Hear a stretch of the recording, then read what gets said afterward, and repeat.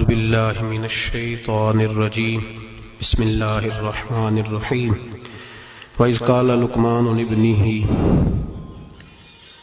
وهو يعظه يا بني لا تشرك بالله إن الشرك لظلم عظيم صدق الله العظيم وصدق رسوله النبي الكريم إن الله وملائكته يصلون على النبي يا أيها الذين آمنوا صلوا عليه وسلموا تسليما الصلاة والسلام عليك يا سيدي يا رسول الله وعلى آلك وأصحابك يا سيدي يا حبيب الله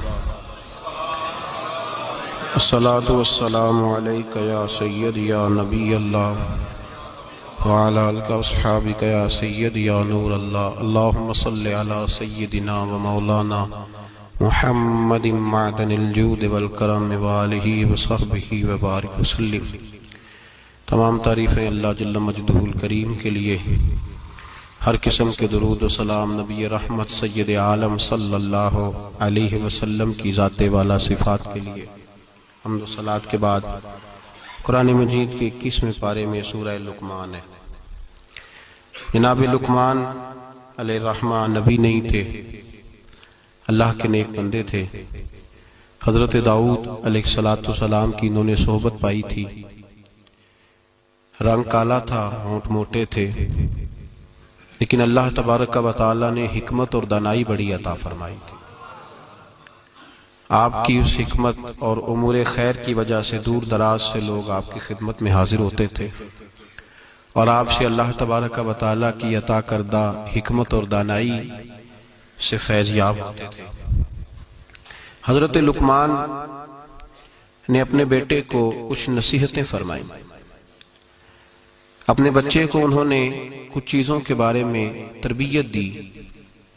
اللہ تبارک و تعالیٰ کو ان کی وہ باتیں اور وہ انداز اتنا پسند آیا کہ رب نے اس کو قرآن مجید میں بیان فرما دی۔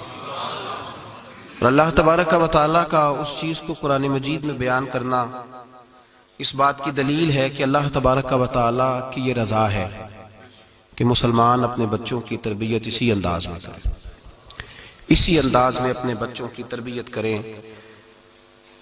یہ عنوان اور یہ باتیں ماں اور باپ کو سیکھنی چاہیے، بلکہ ہمارے بعض بزرگ تو فرماتے ہیں کہ جس بیٹے اور بیٹی کا نکاح کرنے کا ارادہ ہو، اس کو جہاں اور ان کی ضرورت کے مسائل سکھائے جائیں، وہاں انہیں سورہ لقمان کی ان آیات کی ضرور ان تک پیغام پہنچایا جائے، تاکہ انہیں پتہ ہو کہ کس نہج پر، کس بنیاد پر اور کس طریقے سے ہم نے اپنے بچوں کو اللہ تبارک و تعالیٰ کی رضا کے مطابق ڈھالنا۔ انسان سب سے زیادہ مخلص اپنی اولاد کے ساتھ ہوتا ہے۔ اس پر علماء نے کلام کیا ہے کہ بچے بھی اپنے ماں باپ کے ساتھ اتنے مخلص ہوتے ہیں کہ نہیں۔ اس میں تو شک ہے کہ ہو سکتا ہے بچے اپنے ماں باپ کے ساتھ اتنے مخلص نہ ہوں، لیکن یہ طے شدہ بات ہے کہ ماں باپ اپنی اولاد کے ساتھ وہ مخلص ہوتے ہیں، ان کا خلوص مکمل ہوتا ہے اپنے بچوں کے ساتھ۔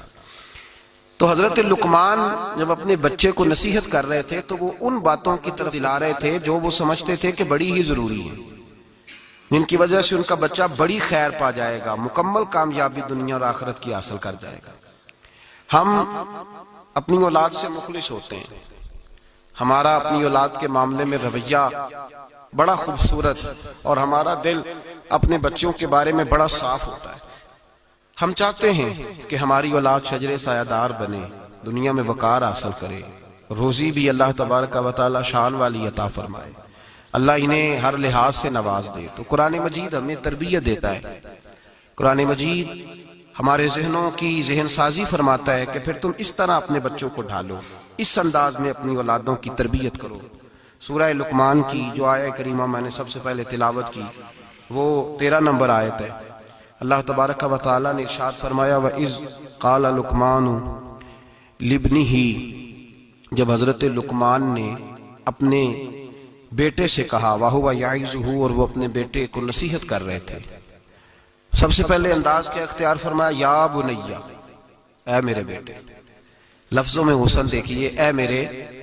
ہمیں جب اپنی اولاد سے ناراضگی ہوتی ہے تو ہم ایک خطبہ پڑھتے ہیں، اس خطبے میں اپنی نیکیاں اور اولاد کی نالائکیاں گنواتے ہیں۔ سمجھانے کا انداز اختیار نہیں کرتے جاہو جلال میں. اور بعض اوقات معاذ اللہ تعالیٰ کچھ ایسے بھی لوگ ہوتے ہیں جو گالی بھی دیتے ہیں، سخت سست بھی کہتے ہیں، لفظوں کی حرمت کا پاس نہیں کرتے، اور وہ خطبہ وہ آدھے گھنٹے کا ہو، 25 منٹ کا ہو، وہ دے کے ہم نکل جاتے ہیں، ہم نے بڑا ستایا ہے تم نے. لیکن ہم کسی موقع پر بھی اس پھول کو جڑی بوٹی سے علیحدہ کرنے کی کوشش نہیں کرتے. ہم جو انداز ہونا چاہیے وہ انداز ہم اختیار.